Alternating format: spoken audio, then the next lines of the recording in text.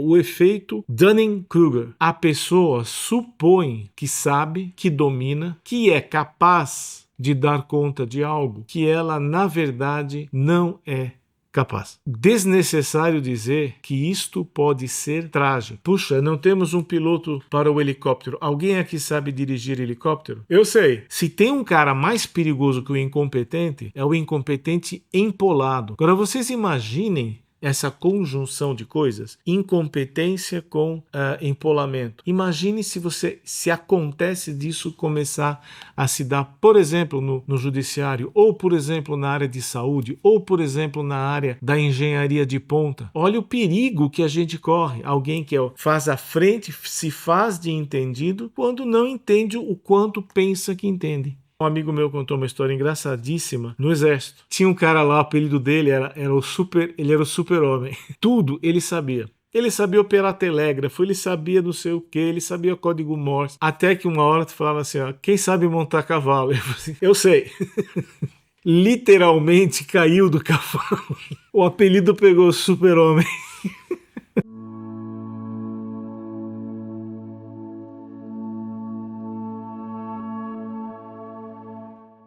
Olá, tudo bem? Muito obrigado por se juntar a nós novamente em nosso vídeo, hoje versando sobre algumas coisas que podem desandar na nossa percepção de nós mesmos e que muitas vezes acabam estressando ou complicando desnecessariamente a nossa interação com as outras pessoas. Não é necessário ressaltar que no ser humano, em nós, a gente vai estudar literatura sobre o estresse, e a gente sempre percebe o seguinte, que o estresse não é uma característica do ambiente. O estresse é uma modalidade de resposta ao ambiente. A gente já falou disso. Algumas vezes a gente fala também no nosso livro aqui, tá? Então, quando nós falamos disso, do manejo do estresse, significa que o estresse é um estado fisiológico que se instalou, já deixou de cumprir a sua finalidade, mas continua operando em piloto automático. Essa é exatamente a definição do estresse. Desnecessário dizer que na gente aqui, nós que somos humanos, o estresse psicológico acaba sendo uma modalidade extremamente importante, enquanto que o estresse gerado por fome ou o estresse gerado por alguma privação que nós temos em comum com as outras espécies é de um nível, mas o que realmente diuturnamente nos consome por dentro é normalmente o estresse que tem origem psicológica. Então, por exemplo, uma reunião com a qual eu estou preocupado vai ser na terça-feira. É quinta-feira e o meu estômago já estou tendo azia pensando na reunião, já estou com expectativa, já estou preocupado, já estou querendo fazer, e se perguntarem, já estou dormindo mal. Então isso daqui é uma resposta ao desafio da reunião da terça-feira. Veja, a reunião da terça-feira pode até ser algo que se justifique você estar preocupado desde a semana antes. Eu me recordo, na minha graduação na faculdade, eu acho que foi o período intelectualmente mais estressante da minha vida, foi uma determinada prova de uma determinada matéria. Eu lembro que a prova seria na segunda-feira depois de um feriado prolongado. Eu me lembro que eu passei o feriado, eu não viajei, fiquei estudando aquilo. Cara, estudei 3, 4 dias daquilo e eu estava assustado. Quando chegou o dia da prova, e eu fui fazer, quando eu entrei na sala, eu vi o professor, coitado, ele estava bocejando, não fazendo nada demais, estava dando aquele bocejinho, ele já era velhinho, um bocejinho discreto. Eu estava tão aterrorizado que aquilo para mim eu estava vendo, parecia que eu estava indo para uma cadeira elétrica. Então, muitas vezes o estresse o que nos atormenta é muitas vezes de origem psicológica. É o estresse que é desencadeado pelo meu funcionamento psicológico, pelo meu funcionamento psicogênico, como você quiser colocar. E então, nós falamos numa ocasião anterior sobre a síndrome do impostor, que seria a experiência que a pessoa tem de nunca conseguir acreditar-se aos próprios olhos, não consegue confiar em si próprio e, consequentemente, está sempre numa sensação de que está em dívida, que está lá como um impostor, é um farsante, ainda será desmascarado e assim por diante. Quando isto não tem fundamento. Tá? Às vezes você pode estar sendo impostor, sim, mas no mais das vezes, quando é um problema, é porque você não tem por que se considerar um farsante, no entanto, você se considera.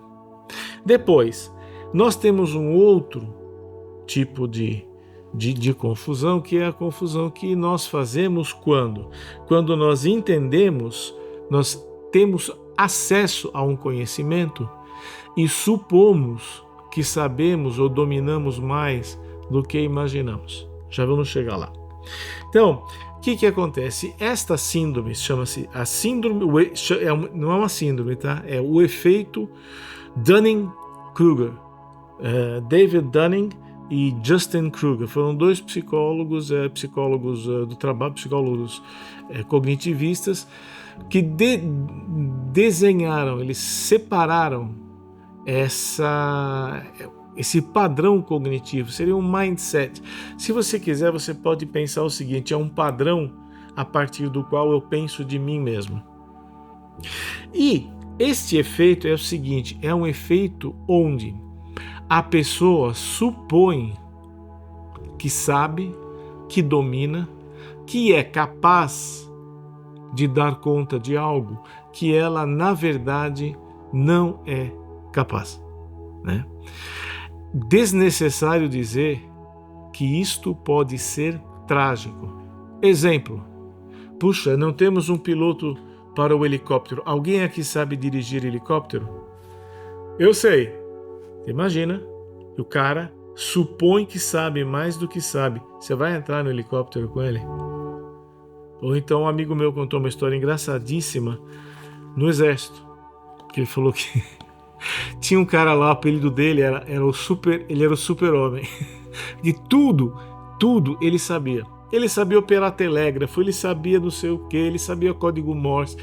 Mas até que uma hora tu falava assim, ó, quem sabe montar cavalo? Eu falei assim, eu sei. Então vem cá, monta.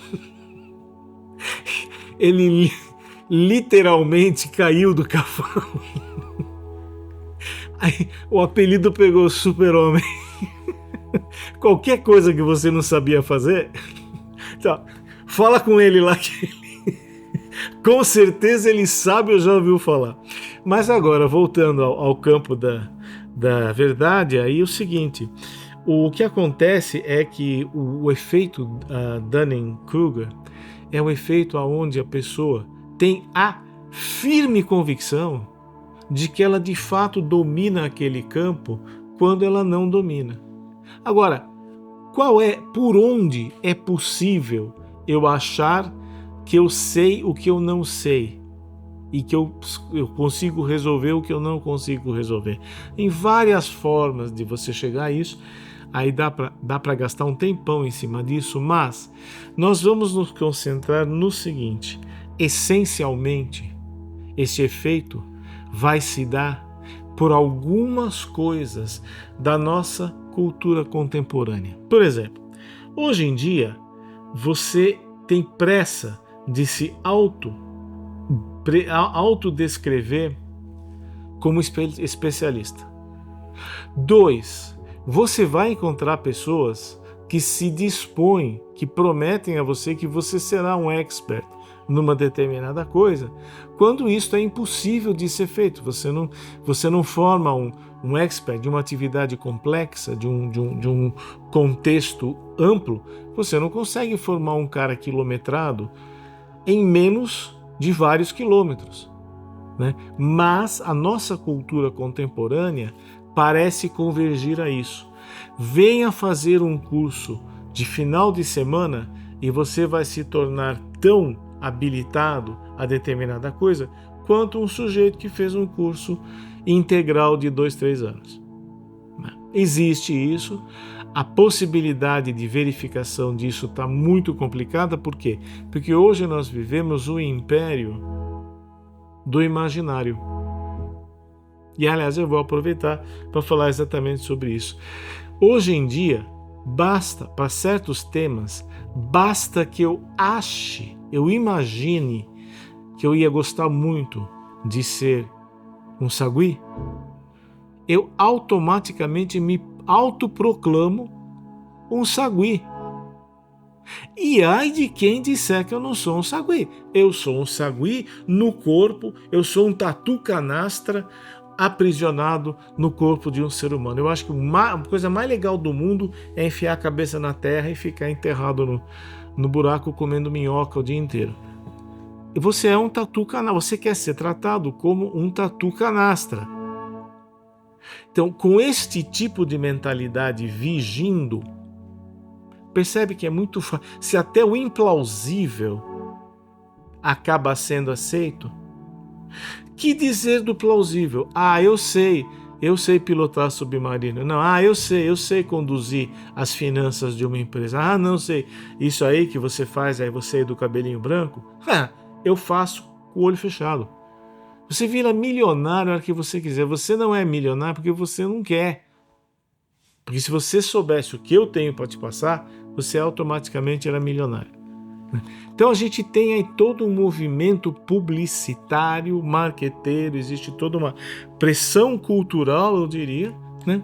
Que aqueles que têm um pouco mais de singeleza, um pouco mais de ingenuidade, fatalmente cairão.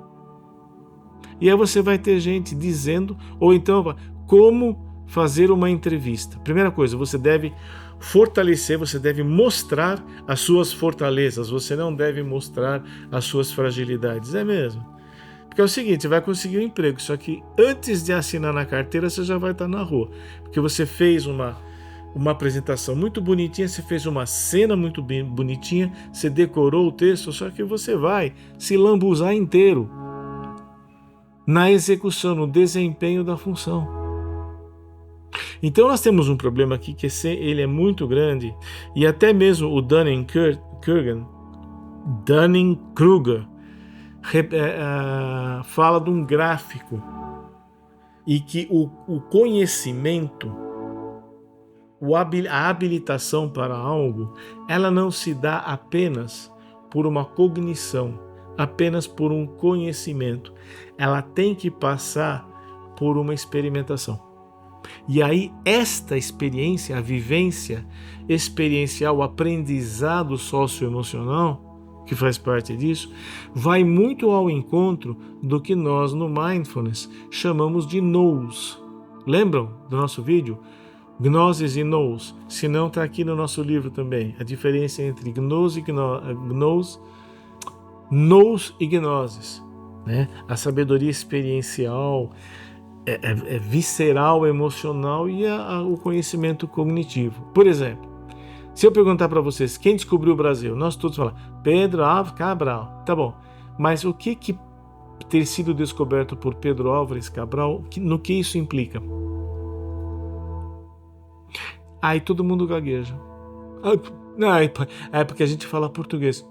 Não é por causa de Pedro Álvares Cabral, não. Aliás, o capitão do Pedro Álvares Cabral, o marinheiro que conduziu as 13 caravelas era espanhol. Ele não era nem português, tá? Nem falava português, ele falava espanhol.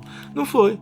Foram as hordas, os afluxos contínuos de negociantes, capitães hereditários, homens de negócios, de língua portuguesa, porque também veio de língua holandesa, também veio de língua francesa. Mas o português predominou. Então, o fato de sermos lusófonos, lusofônicos, que seja, tem nada a ver com Pedro Álvares Cabral. Então, Pedro Álvares Cabral é a cognição. Agora, o nous é aquilo que vai aparecer na proporção em que eu me aprofundo e vou conhecendo um pouco melhor em qual região do Brasil que ele atracou, por que ele reclamou a ilha de Vera Cruz para Portugal. Para quê? A troco de quê? Enfiar uma bandeira. Não tinha ninguém, não era isso? Falava, não tinha ninguém lá. Então enfiou a bandeira ali para quê? Para inglês ver? Então, estas coisas todas são a diferença entre a página 1, que é um dos problemas aí desse mundo, né, da ideologia woke, com a qual a gente está tendo que lidar, Nós vamos entrar nesses méritos em breve nos nossos vídeos, tá? E lidar com as coisas. Muito bem. Isto dito, nós temos aqui no nosso livro o ciclo do aprendizado de Kolb. O ciclo de aprendizado de Kolb, ele vai muito próximo do gráfico do Dunning-Kruger, meu Deus. Porque esse efeito produz pessoas ingênuas e, principalmente, pessoas perigosas. Aonde existe mais risco de um acidente lamentável, revólver na mão de um ser humano, por mais mal intencionado que ele seja, ou revólver na mão de um chimpanzé? Pro chimpanzé, por quê? O chimpanzé não sabe o que é aquilo na mão dele, né? Então, se tem um cara mais perigoso que o incompetente, é o incompetente empolado. Agora, vocês imaginem essa conjunção de coisas, incompetência com empolamento. Imagine se acontece disso começar a se dar, por exemplo, no judiciário, ou por exemplo na área de saúde, ou por exemplo na área da engenharia de ponta. Olha o perigo que a gente corre. Alguém que faz a frente, se faz de entendido, quando não entende o quanto pensa que entende. Então, esse cara, se nós tivéssemos que pensar no exemplo do rei, o rei que sabia que não era rei. O cara que tem o efeito Dunning-Kruger, ele supõe que é rei, ele supõe que é possível ser rei, e ele é o cara. E ele só vai descobrir que ele não é depois que começa a apanhar. Começa a apanhar, começa a ter prejuízo e tem uma ferida altíssima no narcisismo. Vocês percebem o risco, o perigo que é você se convencer rapidamente demais, rápido demais? É o jogador de futebol que vira craque antes de jogar suficiente. Já está com pose de craque, já está com panca de craque, só que não está fazendo diferença nenhuma. Depois ele vai para o futebol profissional, sei lá, e aí os títulos dele não chegam à 10ª parte da pose que ele faz. Isso é Dunning-Kruger, né? Bom, para terminar, nós temos aqui então no livro, para quem se interessar, existe o gráfico do ciclo de aprendizado de Kolb, que passa pela experiência, bem como também este efeito Dunning. Você tem também a necessidade da passagem pela experiência. Por que pela experiência?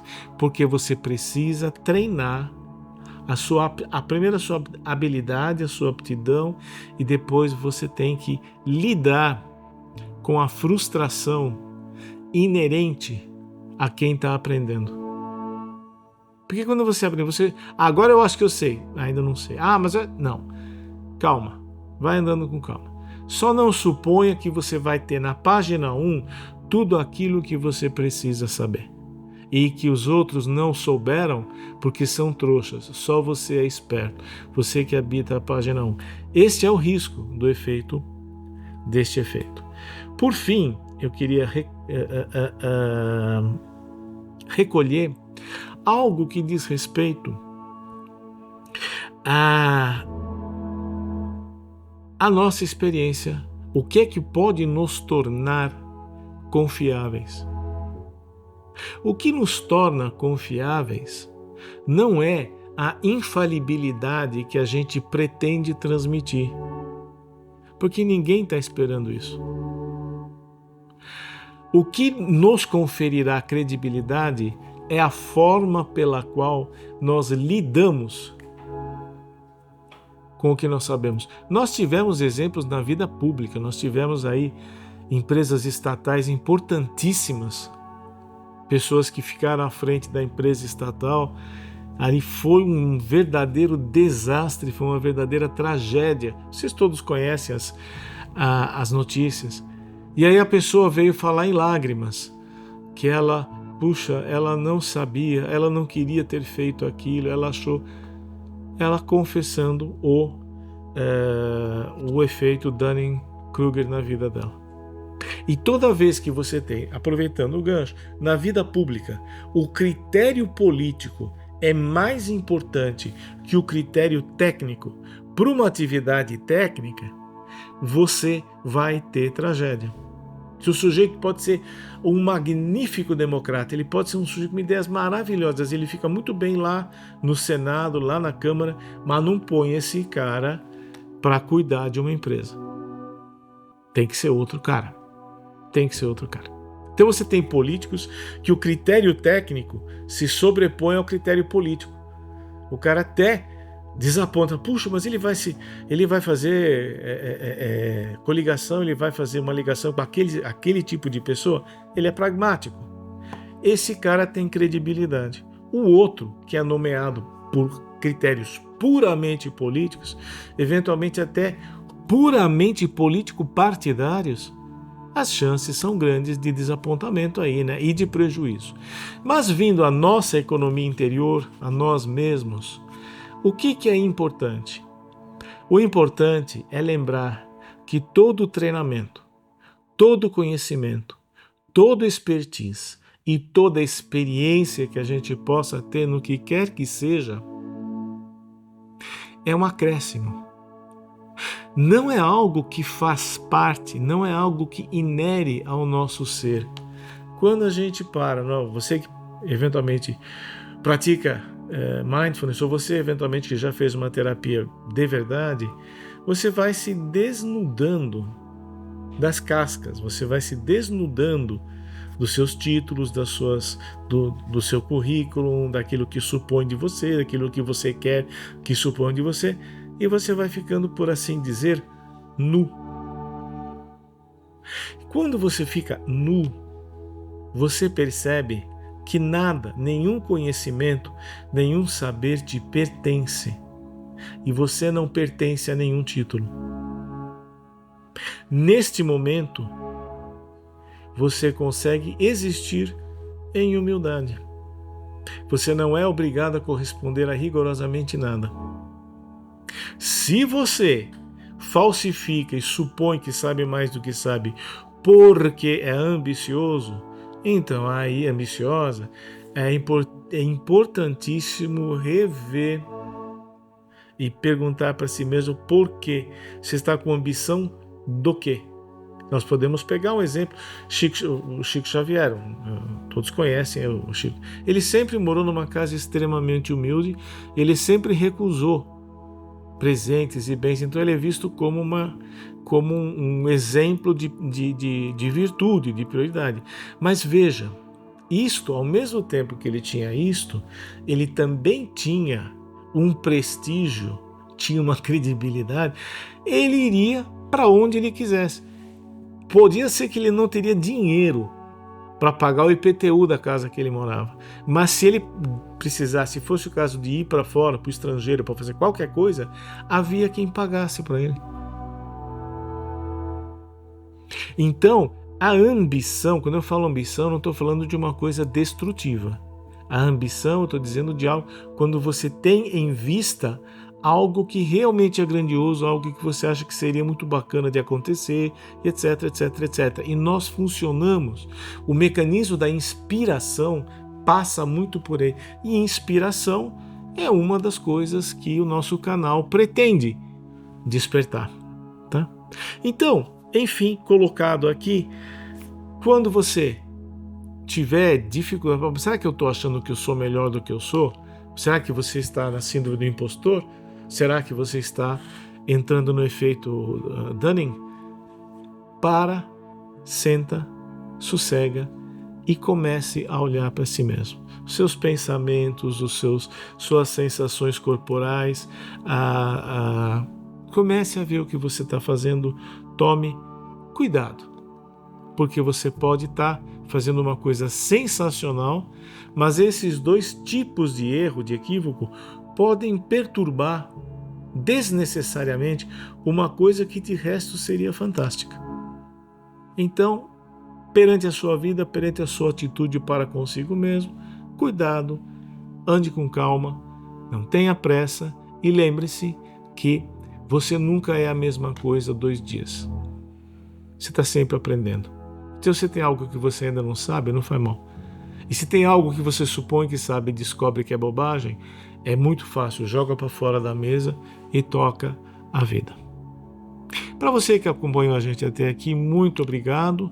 Lembrando que é importantíssimo para a nossa plataforma os 3 Cs: curtir, compartilhar e comentar, porque isso fortalece o nosso algoritmo, bem como aqueles que desejarem nos ajudar financeiramente, aparece aí o QR Code e aparece a chave Pix. Você pode colaborar com a gente a quantia que você achar que é o caso. É isso aí, muito obrigado. Em breve nós teremos a continuação desse nosso ciclo de reflexões. A você muito obrigado, um bom dia e até a próxima.